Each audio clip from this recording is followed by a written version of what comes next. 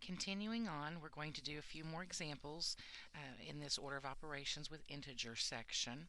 So now we have a problem that says 5 minus 9 quantity squared divided by 4 minus 2 quantity squared. So here again, order of operations says we do parentheses and grouping symbols first. So our first parenthesis here, the 5 minus 9, would be a negative 4. And then the 4 minus 2 would be our second set of grouping symbols, and that would be a 2.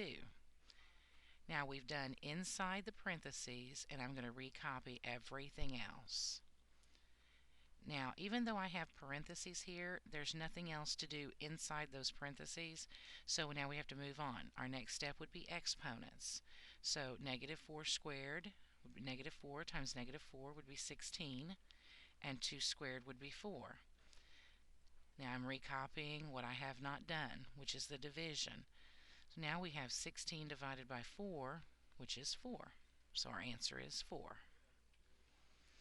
Our next problem says 12 minus 19. That's in these weird bars. If you remember, we've done these before. These straight lines on the outside here, that represents the absolute value. So this literally says the absolute value of 12 minus 19 divided by 7. Absolute value bars are a grouping symbol, so we have to do this part first. 12 minus 19 would be a negative 7, but we have not taken the absolute value yet. So I'm recopying everything else that I've not done. Now I still have to take the absolute value of negative 7, and if you'll remember, absolute value means the distance from 0. So negative 7 is 7 units from 0. The absolute value would be 7. Now I'm going to recopy everything I haven't used again. Now I have 7 divided by 7, which is 1. So that's our final answer. And this next one's starting to look a little bit more complicated. Here we have grouping symbols, exponents, we have addition, subtraction, all kinds of things going on. So we have to start trying to analyze everything we have. We have a grouping symbol here. We also have multiple grouping symbols in this section. Remember, when we have multiple grouping symbols, we have to work from the inside out. So the first thing we're going to do is this inside grouping symbol of 3 minus 6, which would be negative 3. Now I'm recopying everything else so that I don't make a mistake. Now, just because we've taken care of this one, we have to work our way out. We've not taken care of the other grouping symbol yet. So now we have to deal with the 7 minus a negative 3. But look what happens when we have minus a negative. If you'll remember, that's just a big O positive.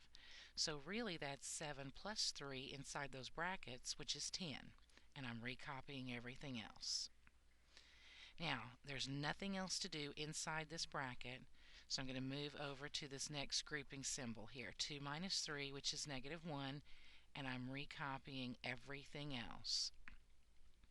So I have parentheses taken care of. Now I'm down to exponents. Well, we do have an exponent here. Negative 1 to the third power means negative 1 times negative 1 times negative 1, which is negative 1. And I'm recopying everything else. Now we have subtraction and addition of a negative. So we're going to work left to right in order of appearance. 12 minus 10 would be 2. Recopying everything else, 2 plus a negative 1 would be 1. In this last problem, since we have a fraction, let's treat it as a top and a bottom. So what I'm going to do is I'm going to work with the numerator first. 10 times a negative 1 minus negative 2 times negative 3. We have to do the multiplication first, so that would be negative 10. Recopying everything else, negative 2 times negative 3 would be 6. Recopying everything else, that tells us that our numerator is negative 16. Now if I work with the denominator, we have grouping symbol within grouping symbol, so we have to work the negative 2 minus 2 first, which is negative 4. Recopying everything else, negative 8 divided by negative 4 is 2. Recopying, 2 times 2 is 4. So we put our numerator of negative 16, our denominator of 4, and when we do that division, it is negative 4.